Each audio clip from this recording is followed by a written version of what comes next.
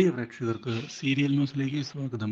കൂടുതൽ സീരിയൽ ന്യൂസുകൾ അതിവേഗം ലഭിക്കുന്നതിന് ഈ ചാനൽ സബ്സ്ക്രൈബ് ചെയ്യുക. ബെൽ ഐക്കൺ മറക്കാതെ ക്ലിക്ക് ചെയ്യുക. വീഡിയോ ഇഷ്ടമായി എങ്കിൽ ലൈക്ക് ചെയ്യാൻ മറക്കരുത്. സാഗറിനെ കുറിച്ചുള്ള വാർത്ത അറിഞ്ഞതിനെ തുടർന്ന് ആകെ ഞെട്ടിപ്പോയിരിക്കുകയാണ് ഇപ്പോൾ ക്രിഷ്. ഇതോടെ ഉടൻ തന്നെ ഹോസ്പിറ്റലിലേക്ക് പോകാനുള്ള തീരുമാനം എടുത്തുകൊണ്ട് ക്രിഷ് എത്തുകയും ചെയ്യുന്നു. മഹിയെ കാണുന്ന ക്രിഷ്, എന്തു പറ്റിയിടാ? എന്താ സംഭവം? അച്ഛന് എന്താ സംഭവിച്ചേ? നീ പേടിക്കുന്ന പോലെ ഒന്നുമില്ലടാ.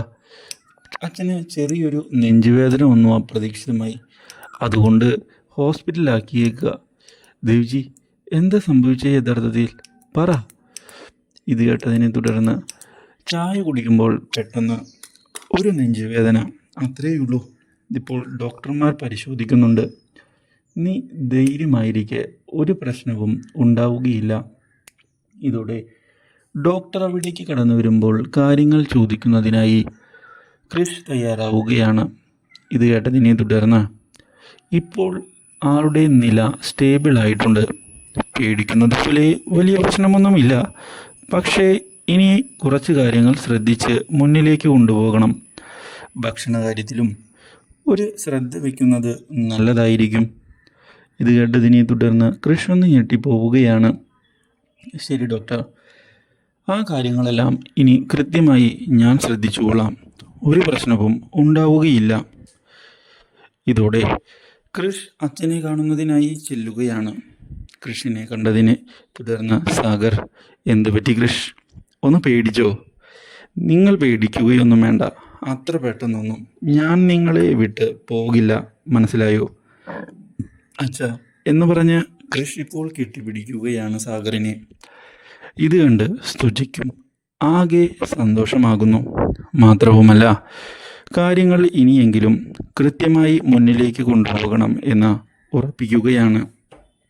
ഇതോടെ സാഗർ, എനിക്ക് ഒരു ആഗ്രഹമുണ്ട് കൃഷ്. എൻ്റെ കണ്ണടയും മുമ്പ് നിൻ്റെ വിവാഹം എനിക്ക് കാണണം. ഇത് കേട്ടതിനെ തുടർന്ന് കൃഷ് ഒന്ന് ഞെട്ടിപ്പോവുകയാണ്. അച്ഛനോട് എങ്ങനെയാണ് കൺമണിയുടെ കാര്യം പറയുക എന്ന് ആലോചിക്കുന്ന കൃഷ് ഇനിയും വൈകിയാൽ കാര്യങ്ങൾ കൈവിട്ടു പോകുമെന്ന് ഉറപ്പിക്കുകയും ചെയ്തിരിക്കുകയാണ്. ഇതിനിടയിലാണ് ഇപ്പോൾ സാഗറിനെ കാണുന്നതിനായി അവിടേക്ക് കൺമണിയും കടന്നു വരുന്നത്. കൺമണിയെ കണ്ടതിനെ തുടർന്ന് ആൻറ്റിയമ്മ പ്രശ്നങ്ങൾ ഉണ്ടാക്കുകയാണ്. നീ എന്തിനാ ഇവിടേക്ക് വന്നത്? നീ ഇവിടേക്ക് വരേണ്ട ഒരു ആവശ്യവുമില്ല. മാത്രവുമല്ല, നീ പോകണം. ഇതോടെ കൺമണിയാകെ ഞെട്ടിപ്പോകുന്നു. എന്താണ് പറയേണ്ടത് എന്നറിയാതെ നിൽക്കുമ്പോഴാണ് കൺമണിയെ സഹായിക്കുന്നതിനായി അവിടേക്ക് കൃഷും ദേവ്ജിയും കടന്നു വരുന്നത്. അവളെ അങ്ങനെ പറഞ്ഞുവിടാൻ വരട്ടെ. അവൾക്കും ഇവിടേക്ക് വരാനുള്ള അവകാശമൊക്കെയുണ്ട്. ഇതോടെ കൃഷ് കൺമണി വാ എന്ന് പറഞ്ഞ് വിളിച്ചു കൊണ്ടുപോവുകയാണ്. ഇത് കാണുന്ന മാനസയാകെ ഞെട്ടി നിൽക്കുകയാണ്. അത് കണ്ട് do like, share and subscribe.